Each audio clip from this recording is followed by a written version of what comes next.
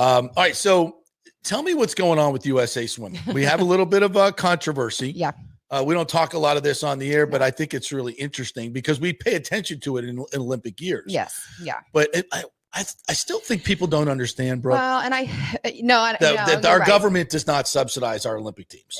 No, they don't. And our Olympic sports have just you are an Olympic athlete, and people will praise you and say winning an Olympic gold medal is bigger than the Super Bowl champion, being the Stanley Cup champion, all those types of things. And people will tell me that all the time. And I'm like, okay, great. Thanks. That's a great honor. But there is not support from governing bodies. There is not support from our government on these types of things. And, when you look at sports that do something in 4 years. And I learned this, and I try to with our current and upcoming Olympians and Paralympians in the area. And Noah Lyons was one of our great newcomer Olympians in windsurfing, IQ foil. So it's one of those sports that you don't know a lot about. It's not very big here, and he went to Paris. He's training. He's wanting to go in LA. He spends most of his time in Europe. The funding that Noah gets and the support that he gets to have this dream is literally thinking that we live paycheck to paycheck. Right. That's crazy. And so, on that side of things, as a whole, we need to do better. And it starts with the sports governing bodies. I've learned a lot more about the Paralympic side because of my friend Tracy Otto, who did Paralympic archery, that is from the area. She's been very outspoken about her injury that was caused from an ex-boyfriend that left her as a paraplegic. Jesus. And lost one eye. And she then turns around that story of domestic abuse and then goes and competes in Paris.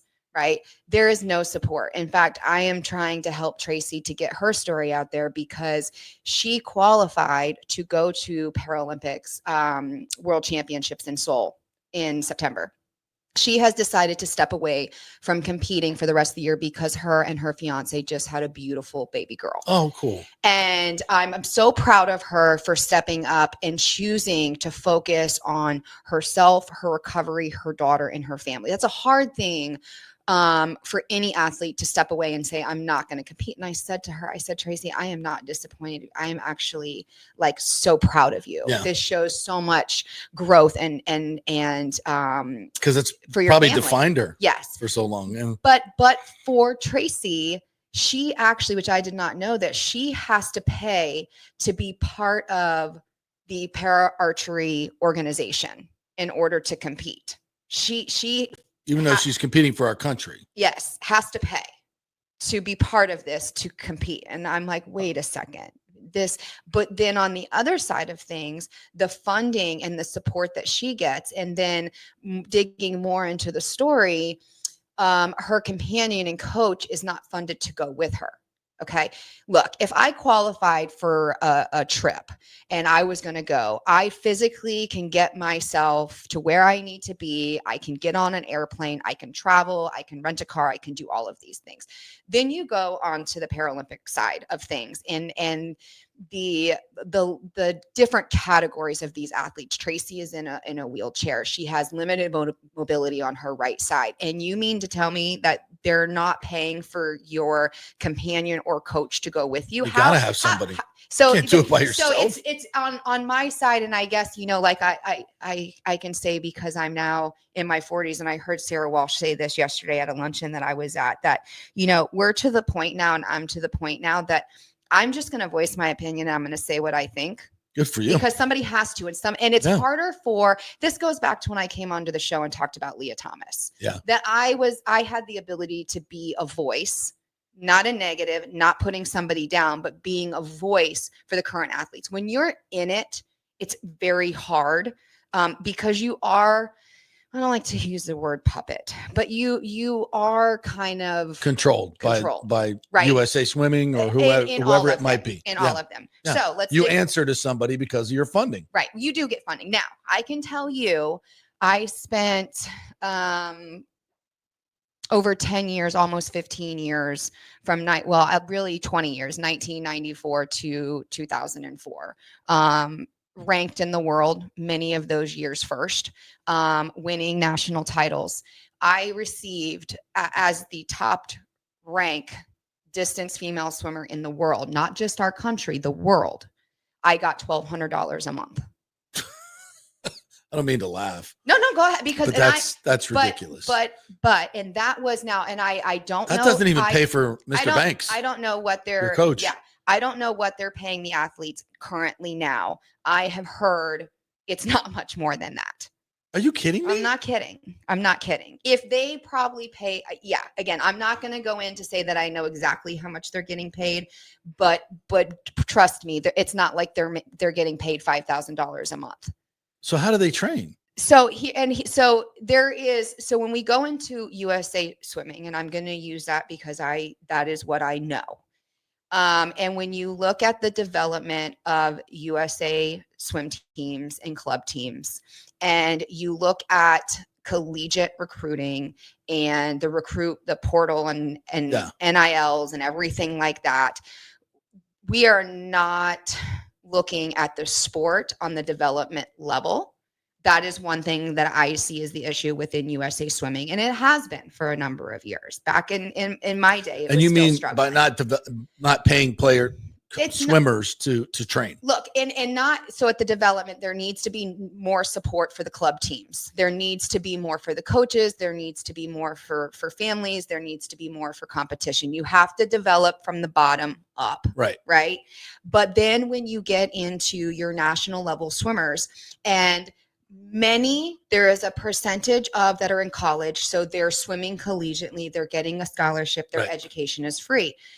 As the sport has evolved, athletes are staying in it longer. Right. So now you are out of school. And so and when you look at USA Swimming and your roster is about 50 to 54 athletes, okay? Mm-hmm.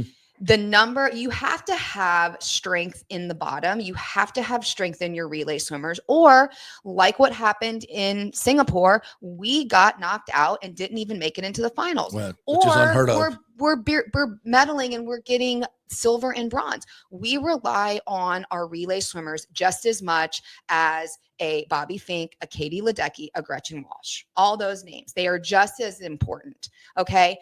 The athletes, when you look at that, a Katie Ledecky and her longevity, is she setting herself up for the rest of her life? Yes. She goes into the books with Michael Phelps. Look at Ryan Lochte, and in and out of you love him, you hate him, he does something stupid. He is still struggling financially. Right. It doesn't matter. And we are not setting our athletes up to be successful. I'm not saying that we need to have buku $1 million scholarship, sponsorships like the NFL, the NBA, and the MLB. But these Olympic sports, whatever they have to be able to train and not have a job. They need to be. And there is not. And in other countries, this is not the case, right? No, it is not the case. I mean, Leon Marchand. And now let's go to the other countries. Why is USA Swimming not dominating international competition anymore? Why are we at the World Championships in Singapore last month winning one more gold medal than Australia? And because we now have colleges recruiting foreigners overseas. So most every swimmer is training in the United States. If they awarded medals for where people trained, we'd win every medal. Yes. Well, that's kind of weird. And Summer, because most of these are public universities. Summer McIntosh. Yeah. Grew up, trained in Sarasota. She is Canadian and she represents Canada in the Olympics at the World Championships. Leon Marchand is now training out in Texas with Bob Bowman, Michael Phelps' coach. He represents France. But here's the thing. Is that going to happen? Yes. I think there needs to be a restriction on colleges on what is the percent, what is the number of athletes that you can. I've said this for a long time. Yeah. Because I will give you, so here is an example. I'm going to leave names out of it. Great distance swimmer from the area, Florida academic scholar. He is going to UF, has a great freshman season going, and he gets cut. He gets cut because they want to recruit a foreigner to come in. That's not okay. And that is where we need to have some control and some caps on that. Now there's some golf teams at ASU, and so I said, again, but when you look at the picture and you're asking why is the rest of the world catching up, this is why. Am I saying not to no, I'm not. Don't twist my words, but we need to put a cap on it. And I agree. 100%. We need to support our athletes, our American athletes, to continue to say, well, the University of Florida gets tons of state and federal money. Yes. And we're recruiting athletes. Mm-hmm. And I don't know if it's because coaches like to take recruiting trips to Europe, but we don't need to have half of our golf teams. And the recruiting trips aren't like they used to be anymore. I mean, everything is on a phone or online. Right. You could do Zoom call. It's not like it was back in the day when I was growing up, colleges were coming to your pool and watching your practice and things like that. It has certainly changed, but that is what is hurting, USA Swimming. And then of course, Michael Phelps has to come out and make a comment. And makes a comment, I think, at the very wrong time. If anybody was following and heard that the team, when they were in Thailand before going to Singapore, came down with food poisoning. A number of the athletes were, something like a dozen athletes were pulling out of their best events, not swimming, saving, cutting here and there. We still won more medals than any other country. Bobby Fink, distance swimmer from the area, defending Olympic champion in the 1500, finishes with the bronze medal, was severely sick. Okay. The earlier in the competition was fourth in the 800, severely sick. Is it the time or place to say, call it our funeral? It's not. No. And again, is it okay to call out USA Swimming because we've gone 350 days without a CEO?